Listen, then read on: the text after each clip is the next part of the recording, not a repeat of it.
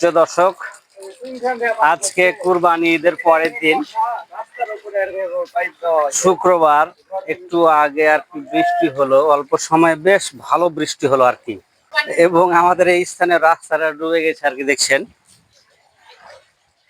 রাস্তাটা ডুবে গেছে। এবং এই বৃষ্টিটা কিন্তু দরকার ছিল কিছু আজকের জন্য, তাই না? অল্প ছিল, কিন্তু সেখানে আল্লাহ বেশি দিয়ে দিয়েছে, করার কিছুই নাই।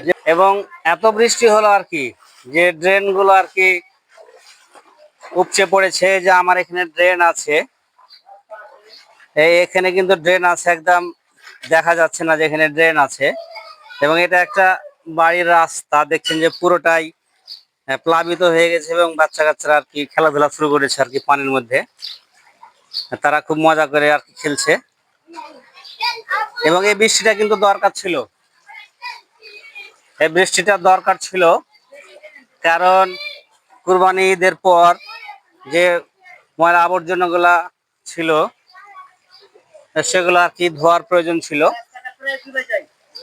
আমরা এখানে আর কি কুরবানির কাজগুলো ছেড়েছিলাম, বিভিন্ন রশি বা দড়িগুলো ঝুলছে এখনো।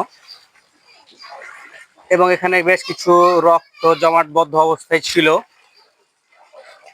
তো এই বৃষ্টিটা দরকার ছিল এবং এই ডুবে যায় আর কি, কারণ সামনে মেন রাস্তার পাশে যে বড় ড্রেন আছে সেই পানিগুলো আর কি এখনো কভার করতে পারে নাই।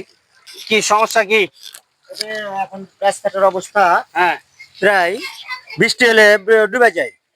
রাস্তা চলাফেরার জন্য অনুপযোগী হয়ে গেছে বর্তমানে রাস্তাটা। এখন মেয়ে ছেলে পিলার তো হাঁটতেই পারবে না একেবারে। দেখেন আপনি যে জায়গাটা, তো মেন রাস্তা তো ডুবে গেছে এখন। না মেন রাস্তা ডুবলেও অনেকখানি কিন্তু আপনার উঁচু আছে।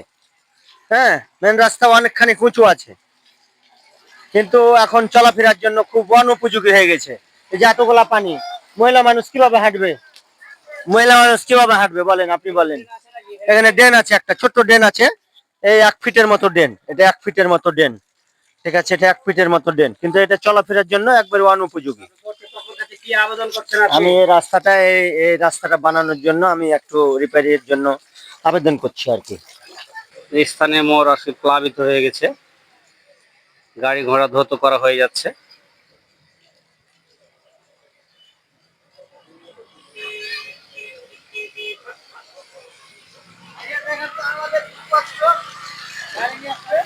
ভাইদের অনেক কষ্ট হচ্ছে বলছে।